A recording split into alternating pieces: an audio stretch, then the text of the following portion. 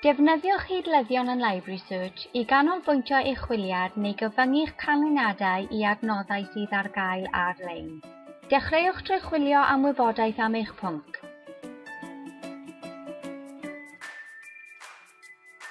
Efallai y bydd eich chwiliad yn dod o hyd i lawer o ganlyniadau sy'n ymwneud ag ystod eang o ffynonellau a phynciau.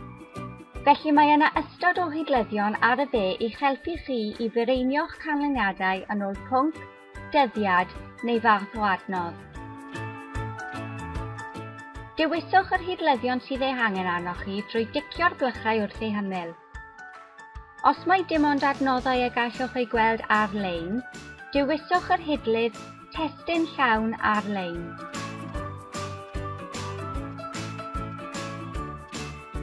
Gallwch hefyd ddefnyddio hydlyddion i eithrio rhai canlyniadau, fel pynciau sy'n amherthnasol i chwiliad. Ar ôl i chi ddewis eich holl hydlyddion, cliciwch ar y botwm Gweithredu'r hydlwyr. Gallwch weld yr hydlyddion rydych chi wedi eu defnyddio ar y brif. Os ydych chi'n bwriadu gwneud nifer o wahanol chwiliadau, efallai yr hoffech chi droi rai o'ch hydlyddion ymlaen drwy gydol eich sesiwn. Cliciwch ar y clo clwt wrth ei hymyl. Os ydych chi am ei cadw i gyd, dewiswch Cofio'r holl hydlwyr.